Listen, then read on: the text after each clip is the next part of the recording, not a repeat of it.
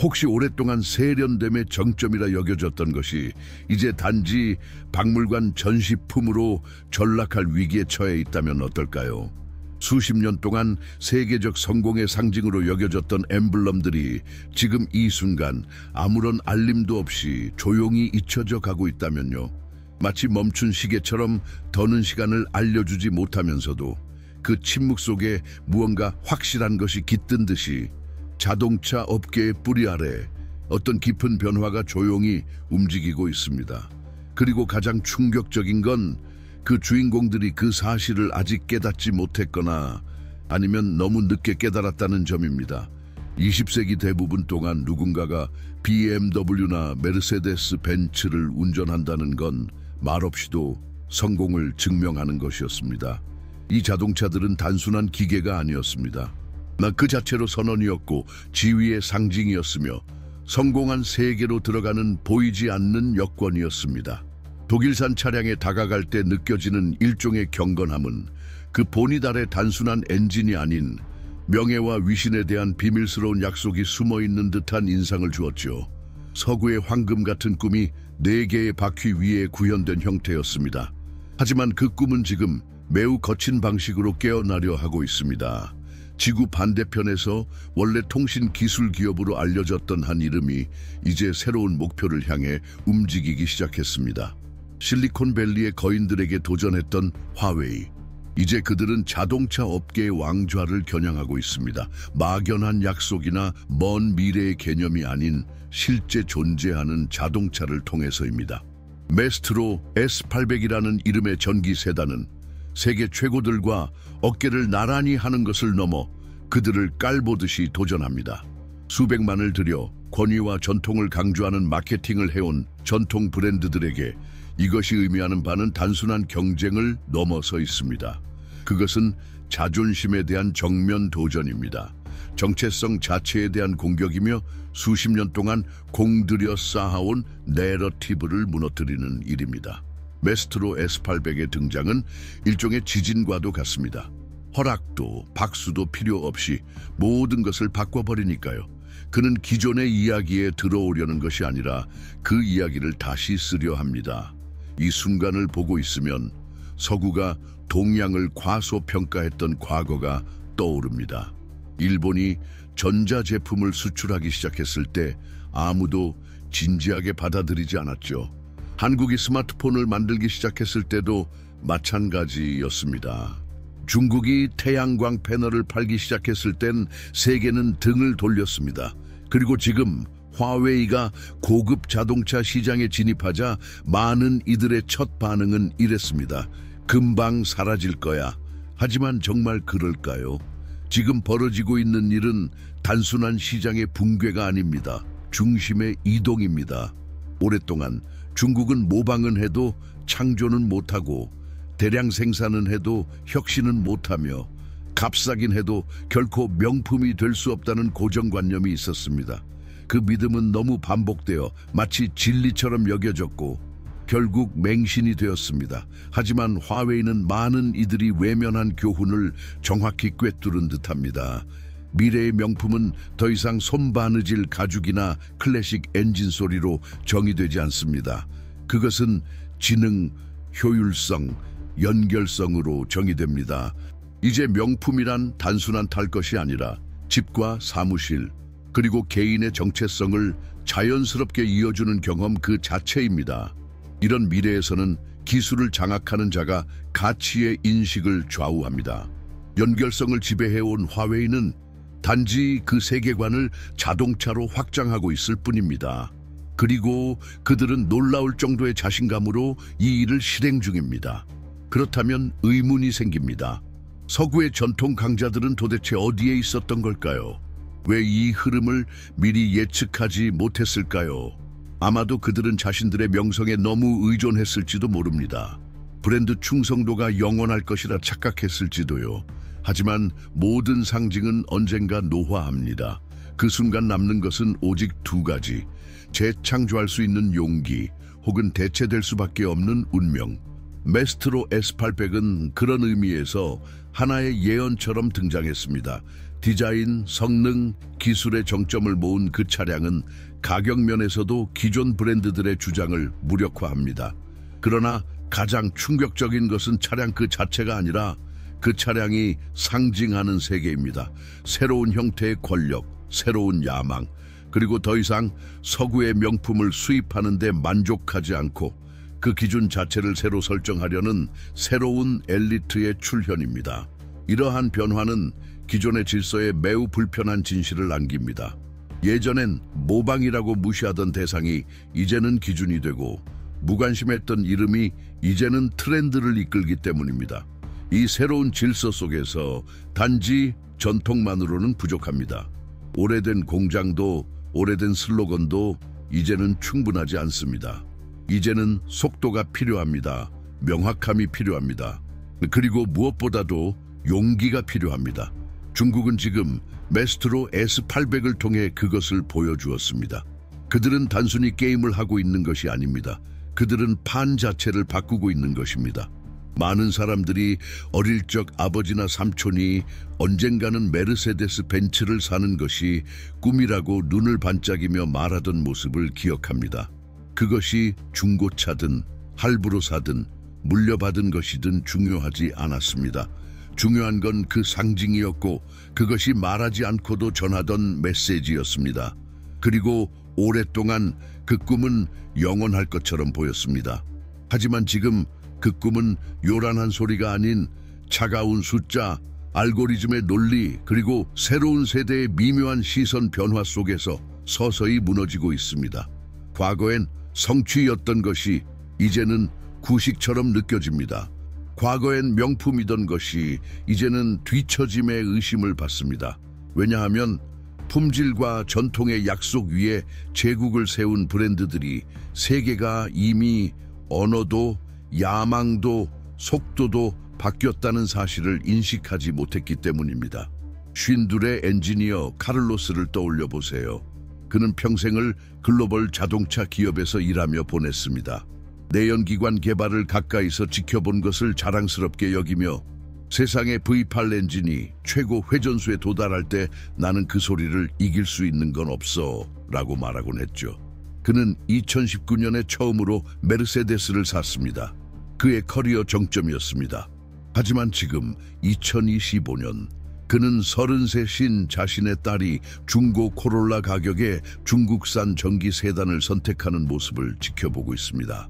소프트웨어 통합, 초고속 충전 기능이 포함된 그 차는 엔진 소리에는 관심이 없습니다. 그녀가 원하는 건 조용함, 효율성, 기술력, 무엇보다 디지털 세계와의 통합입니다. 카를로스는 논리적으로 반박하려 하지만 속으로는 알고 있습니다. 시대가 바뀌었다는 것을. 그리고 이건 그 혼자만의 일이 아니라 서구를 기술력과 우아함, 혁신의 상징으로 배운 한 세대 전체의 전환이기도 합니다. 그 사이 세계 반대편에서는 화웨이, BYD, 니오 같은 브랜드들이 새로운 꿈을 그려나가고 있습니다. 그들은 오늘날 소비자가 원하는 것이 단순한 출력이 아니라 목적이라는 것을 이해합니다. 무엇보다 소비자가 소비를 통해 자신을 비추길 원한다는 것도요. 유럽의 기준을 흉내 내려는 존재가 아니라 새로운 시대의 주인공으로서 말입니다. 이 변화는 단지 중국의 최첨단 도시들에서만 일어나고 있는 것이 아닙니다. 유럽의 거리, 미국 중산층의 차고를 차지하고 보수적인 소비자들의 취향에까지 파고들고 있습니다. 과거에는 모방이라 불리던 것이 이제는 기준이 되었습니다. 그리고 그 중심에는 메스트로 S800이 있습니다. 이 차는 단순히 고급스러움을 흉내내는 것이 아니라 고급스러움의 개념 자체를 새롭게 정의합니다. 왜냐하면 오늘날의 프리미엄은 소수만 가질 수 있는 것이 아니라 진짜 의미 있는 것, 시대와 대화하는 것, 그리고 보이지 않는 일상의 요구를 충족시키는 것입니다. 광고에는 나오지 않지만 매일 무겁게 작용하는 요구들, 예측 불가능한 교통, 치솟는 유류비, 불안정한 세상에서 살아가는 피로. 상파울루에 사는 46살의 컨설턴트 줄리아나를 보세요. 2015년 그녀는 아우디 A4를 꿈꿨습니다. 2020년에 거의 계약 직전까지 갔지만 팬데믹이 그녀의 우선순위를 바꿔놓았습니다. 2025년 그녀는 주행거리 700km 이상, 별빛이 비치는 실내 천장, 40개의 스피커가 장착된 사운드 시스템을 갖춘 중국산 전기 세단을 운전합니다. 그녀의 차는 스스로 일정표를 인식하고 집과 대화하며 언제 충전해야 할지 알려줍니다. 줄리아나는 여전히 독일의 우아함을 존경합니다. 하지만 그것을 소유하고자 하지는 않습니다. 이제는 더 적은 비용으로 더 많은 것을 주는 것을 가졌기 때문입니다. 편안함과 환경의식 사이에서, 출력과 연결성 사이에서 더는 선택을 강요받지 않기 때문입니다. 줄리아나와 카를로스는 수백만 명 중 단 두 사람일 뿐입니다. 보통의 삶을 사는 평범한 사람들. 하지만 그들의 일상 속에는 이름 붙이기 힘든 거대한 전환이 일어나고 있습니다. 이건 단순한 시장의 변화가 아닙니다. 문화의 전환입니다. 그리고 모든 깊은 변화는 상실을 동반합니다. 점점 멀어져가는 어떤 시대에 대한 그리움, 새로운 상징 앞에서의 혼란, 뒤처질지도 모른다는 두려움. 하지만 동시에 이 전환은 숨겨진 아름다움을 품고 있습니다. 진짜 중요한 것이 무엇인지 다시 연결될 수 있는 기회, 가치란 무엇인지 질문하고 명품이란 무엇인지 다시 생각하며 끊임없이 재편되는 세상 속에서 자신의 정체성을 새로이 구성할 수 있는 가능성, 그리고 바로 지금 수많은 결정을 내려야 하는 시점입니다. 기업, 정부, 시민들은 과거를 지킬지 미래를 받아들일지 선택해야 합니다. 그 선택은 이론이 아닙니다. 그것은 고용, 공공정책, 국제관계에 영향을 줍니다. 왜냐하면 화웨이 같은 브랜드가 고급 자동차 산업의 방향을 이끌기 시작했다는 것은 단순한 자동차 시장의 문제가 아니라 세계 권력의 위계가 흔들리고 있다는 신호이기 때문입니다. 메스트로 S800의 뒤에는 과감한 디자인과 전기 주행거리 이상의 것이 존재합니다. 거기에는 전략이 있습니다. 확장 논리, 기술적 영향력을 산업적 지배로 바꾸려는 분명한 야망, 그리고 이 논리는 그것을 이끈 인물들과 뗄 수 없습니다. 그래서 지금 벌어지고 있는 일을 이해하려면 이 새로운 현실을 만든 지도자들을 이해하는 것이 필수입니다. 도널드 트럼프는 왜 관세 전쟁을 벌였을까요? 시진핑은 어떻게 실리콘밸리와 맞설 수 있는 생태계를 구축했을까요? 이들이 젊은 시절부터 어떤 경험, 상처, 세계관을 품고 살아왔는지, 그리고 그것이 어떻게 오늘날의 결정으로 이어지는지, 이 질문들에 답하려면 단지 헤드라인으로는 부족합니다. 맥락이 필요합니다. 그래서 저희는 세계 질서를 만들어가는 대통령들의 전기를 담은 특별한 전자책을 만들었습니다. 이 책에서는 도널드 트럼프, 시진핑 같은 인물들의 여정을 통해 그들의 집착, 전략, 모순을 깊이 있게 탐구하고 그 개인적 이야기가 어떻게 경제, 산업, 국제정치의 흐름을 이해하는 데 도움을 주는지 쉽고 흥미롭게 알려드립니다. 이 전자책은 고정 댓글에서 확인하실 수 있습니다. 그렇다면 왜 그렇게 많은 사람들이 보려 하지 않았을까요? 아마도 바라보는 것에는 용기가 필요하기 때문일 것입니다. 당신이 늘 깔보던 경쟁자가 이제는 몇 발짝 앞서 있다는 것을 인정할 용기. 당신의 회사를 지탱해온 100년 된 생산 체계가 오히려 회사를 침몰시키고 있다는 현실을 마주할 용기. 강력한 브랜드만으로는 부족하며 비전, 겸손, 그리고 속도도 필요하다는 걸 받아들일 용기. 그리고 많은 기업들은 그 용기를 갖지 않았습니다. 수년 동안 BMW, 메르세데스 벤츠, 아우디 등은 전통이 방패가 되어줄 것이라 믿었습니다. 보닛 위에 로고만 새기면 세계가 예스라고 말할 것이라 확신했습니다. 그들은 자신들의 시장 가치는 수십 년 동안 쌓아온 우월함의 미학에 기반하고 있다는 걸 알고 있었죠. 그리고 그 믿음은 그들을 가장 위험한 함정으로 이끌었습니다. 아무도 감히 도전하지 않을 것이다 라는 착각. 하지만 누군가는 감히 도전했고 도전했을 뿐 아니라 승리했습니다. 독일 엔지니어링을 존중하도록 교육받은 세대는 지금 그 체계가 무너지는 것을 지켜보고 있습니다. 그 원인이 스캔들도 제품 결함도 아닙니다. 새로운 패러다임 때문입니다. 그리고 이를 받아들이려면 집착을 내려놔야 합니다. 제품의 상징적 가치는 유동적이라는 것을 이해해야 합니다. 어제는 트로피였던 것이 오늘은 구식처럼 보일 수 있다는 것을. 명품이라는 개념은 더 이상 제조국이 아니라 경험으로 정의된다는 것을 인정해야 합니다. 우리는 과연 오래된 상징을 내려놓을 준비가 되어 있을까요? 최고라고만 믿어온 것을 냉정하게 바라보며 그와 동등하거나 더 나은 것을 인정할 수 있을까요? 우리는 얼마나 많은 결정을 단지 원래 그렇게 하는 거야 라는 말만 듣고 자동적으로 내려왔을까요? 그 사이 숫자는 부정할 수 없는 현실을 보여주고 있습니다. 2023년 중국은 2,600만 대의 차량을 판매했습니다. 이는 전 세계 자동차 시장의 거의 3분의 1을 차지합니다. 게다가 미국 판매량의 2배, 유럽 전체를 합친 것보다 거의 3배입니다. 이 무역의 무게는 단지 상징적이지만은 않습니다. 서구 자동차 기업들의 운영에 직접적인 영향을 미칩니다. BMW는 전체 수익의 30% 이상을 중국 시장에 의존합니다. 메르세데스 벤츠도 마찬가지입니다. 판매가 떨어지면 그건 단순히 분기 실적 문제가 아닙니다. 생존의 문제입니다. 2024년 BMW는 중국 시장에서의 판매가 3분기 동안 거의 30% 하락했습니다. 메르세데스는 10%를 잃었습니다. 작아 보일까요? 그럼 이런 대기업이 프로젝트를 취소하고 채용을 동결하며 비즈니스 모델 전체를 재조정해야 한다는 사실을 상상해 보세요. 그리고 더 우려되는 건 로컬 브랜드로 이동한 중국 소비자들이 돌아올 기미를 보이지 않는다는 점입니다. 감정적 재편이 일어나고 있는 겁니다. BYD, 니오, 샤오미, 화웨이 같은 브랜드는 더 이상 저렴한 대안으로 보이지 않습니다. 그들은 국가적 자신감의 상징으로 여겨집니다. 그리고 자존심이 개입되면 그 어떤 할인도 의미가 없습니다. 당신은 기억하시나요? 한국산 휴대폰이 미국산보다 더 좋다는 인식이 생겼던 순간을, 일본산 TV가 품질의 대명사가 되었던 때를, 유명 브랜드 운동화가 편안함과 디자인을 더 저렴한 가격에 제공한 스타트업들에게 밀렸던 순간을. 이런 변화는 느리게 오고 그러다 어느 순간 갑자기 모든 걸 바꿉니다. 그리고 지금 우리는 글로벌 자동차 산업의 전환점에 도달했습니다. 더 이상 관세나 마케팅, 과거에 대한 향수로는 통하지 않는 시점.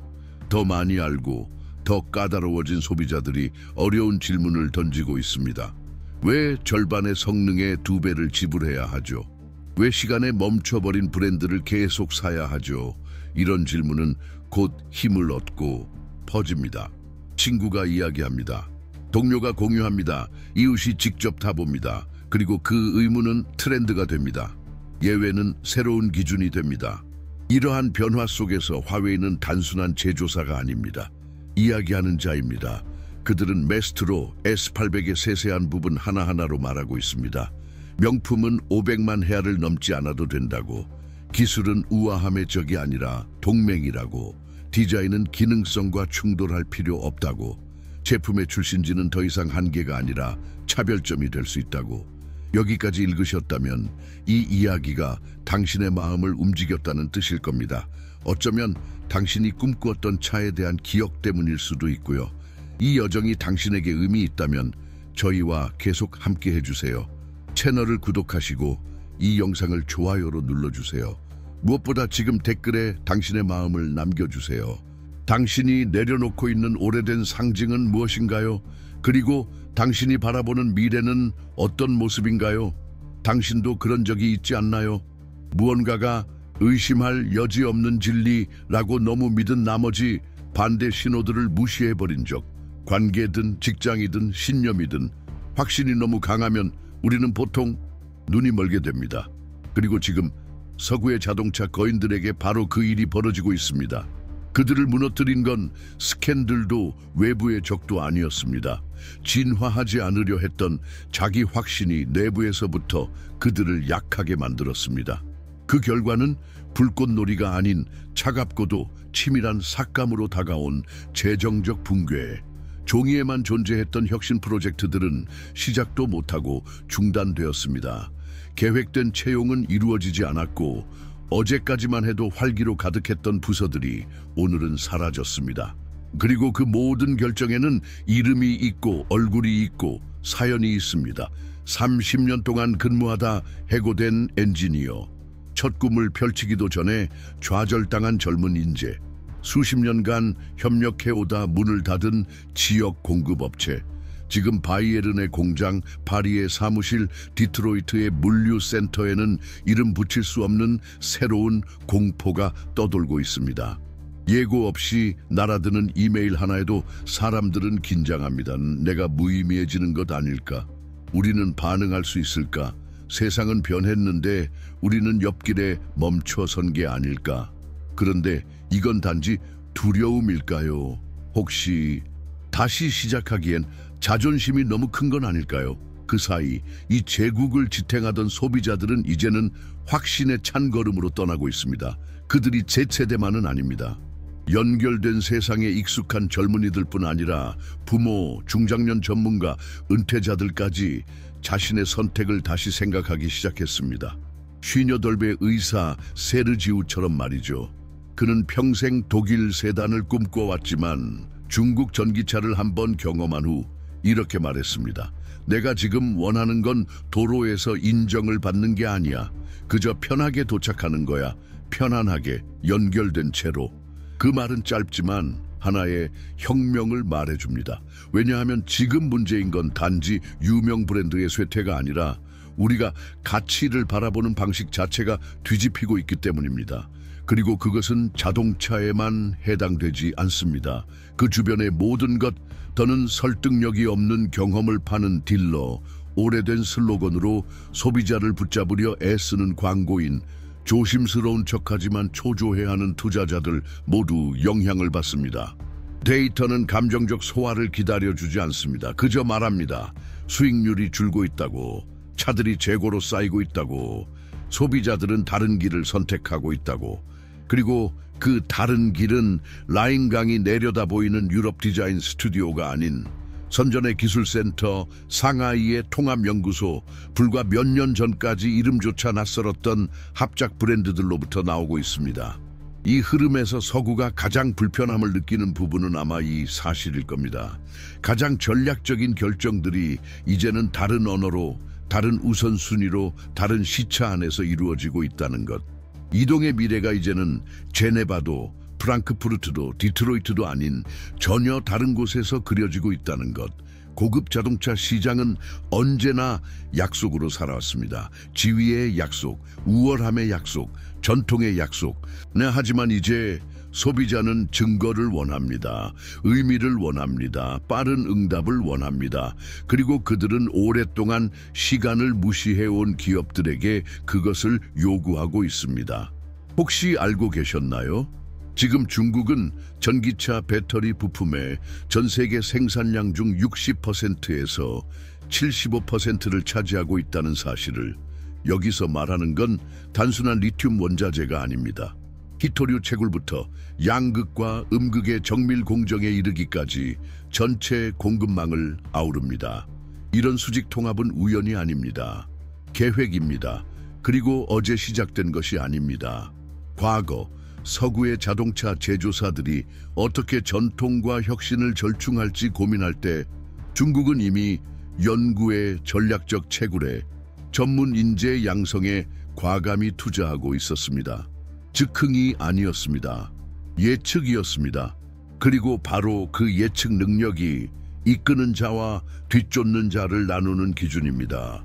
이 모든 것이 기술적인 이야기처럼 들릴 수 있지만 그 결과는 지극히 인간적입니다. 프랑스, 독일, 미시간, 주의 작은 산업 도시들을 떠올려 보세요. 수십 년 동안 부모와 자식 세대가 함께 일해온 생산 라인들, 공장 사이렌에 맞춰 돌아가던 삶의 리듬. BMW에 근무해요. 아우디 조립 라인에서 일해요. 전기차 시리즈 개발에 참여하고 있어요. 라고 자랑스럽게 말하던 기억들. 그런데 어느 날 부품이 더 이상 도착하지 않습니다. 비용은 치솟습니다. 지구 반대편의 고객은 이제 다른 차를 선택합니다. 목표치는 더 이상 달성되지 않죠. 그리고 여기 가장 아이러니한 진실이 있습니다. 예전에는 중국의 약점으로 여겨졌던 것이 이제는 최대의 강점이 되었다는 사실입니다. 과거에 얽매이지 않은 중국은 클래식 모델의 정신을 지키라는 집착, 낡은 공급망에서 자유로웠습니다. 그들은 완전히 새로운 것을 상상할 수 있었고 빠르게 실행할 수 있었습니다. 예시가 필요하신가요? 메스트로 S800에 탑재된 5C 충전 시스템은 배터리를 10%에서 80%까지 단 12분 만에 충전합니다. 이건 단순히 빠르다는 수준이 아닙니다. 게임 체인저입니다. 도심 속 운전자는 커피 한 잔을 마시는 동안 거의 완충된 상태로 다시 도로에 나설 수 있고, 택시기사는 손님을 내려주고 이메일을 확인하는 사이 충전하고 곧바로 다시 영업에 나설 수 있습니다. 이건 습관을 바꿉니다. 비즈니스 모델을 바꿉니다. 편리함에 대한 인식을 바꿉니다. 그런데 아시아 외의 소비자 중 이 기술을 들어본 사람이 얼마나 될까요?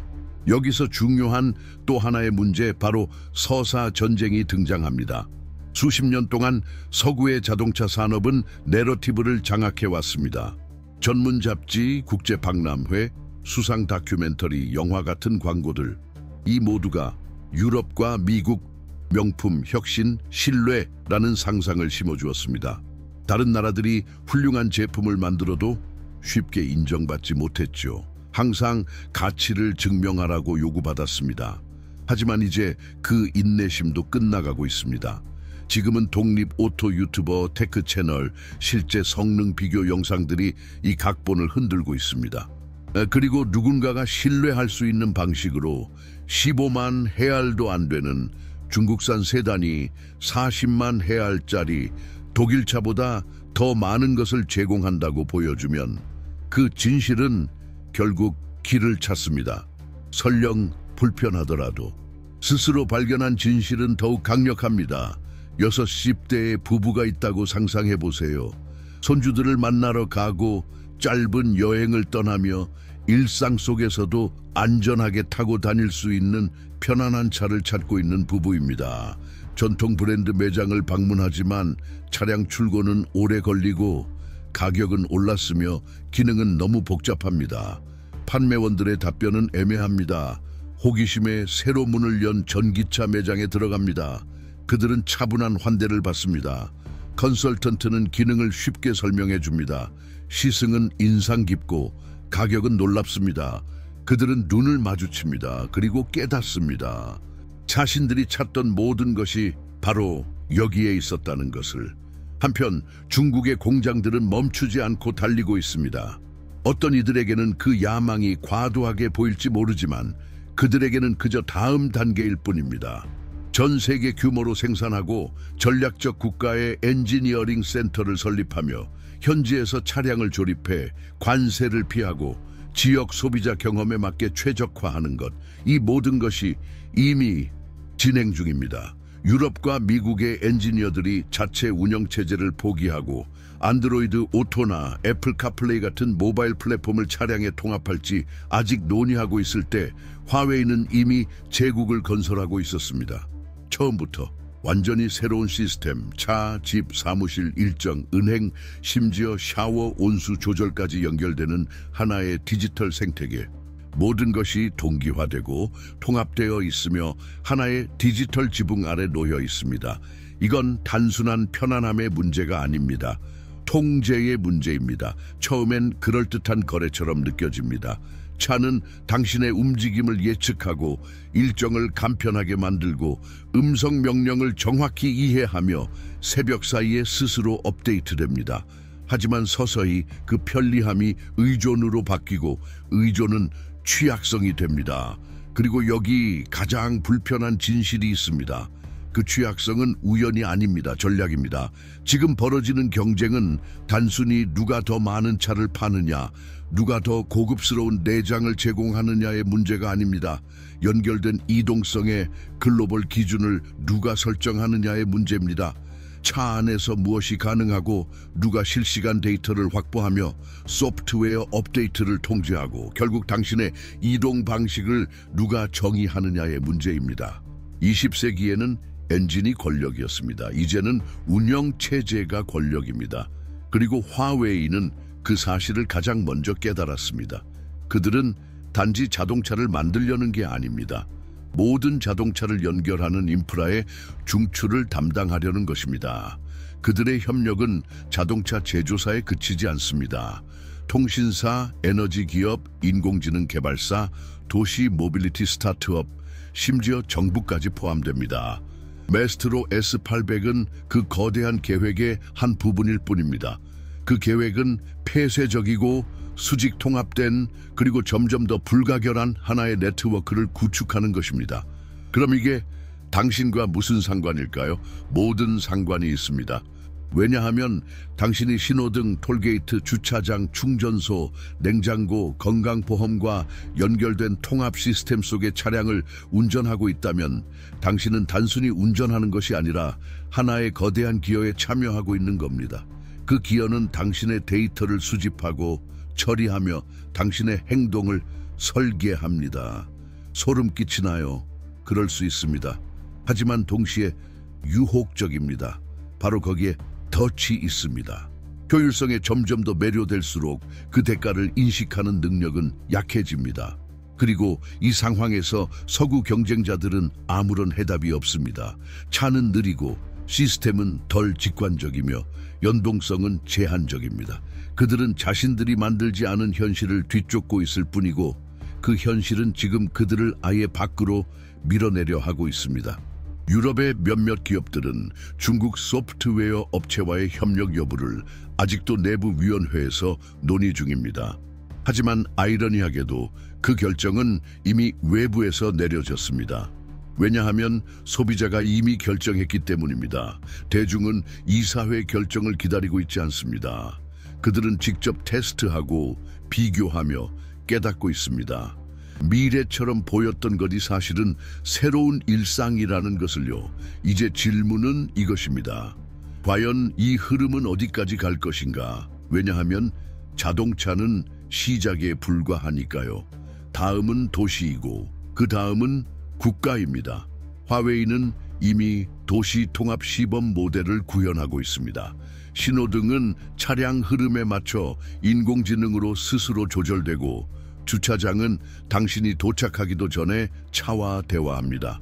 도로의 기상 센서는 당신 차량의 제동 시스템과 연결되어 있습니다. 이 모든 일은 지금 진행 중입니다.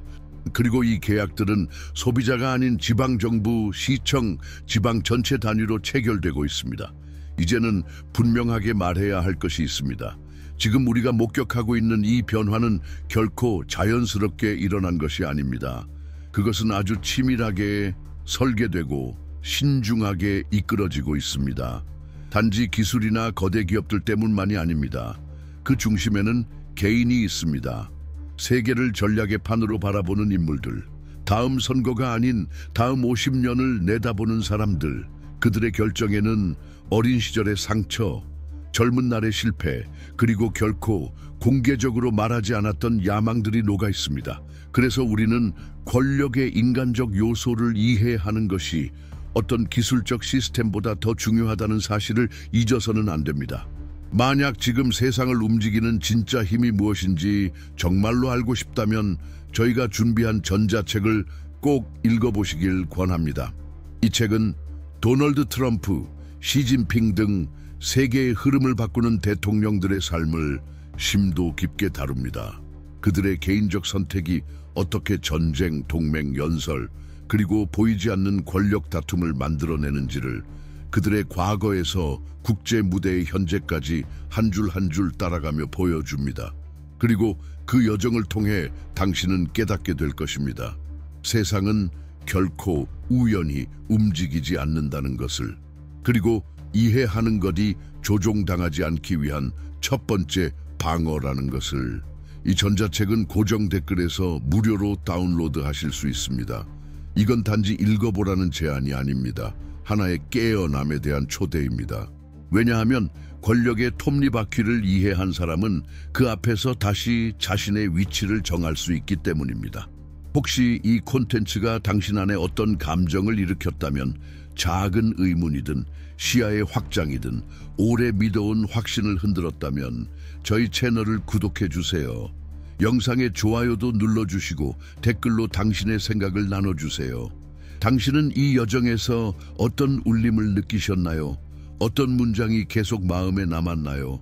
어떤 질문이 새로 태어났나요? 여기까지 함께해 주셔서 진심으로 감사합니다. 당신의 시간은 소중합니다. 그 시간을 이 콘텐츠에 기꺼이 투자해 주셨다는 것 진심으로 존중합니다. 곧 다시 만나요. 그때까지 평안하세요.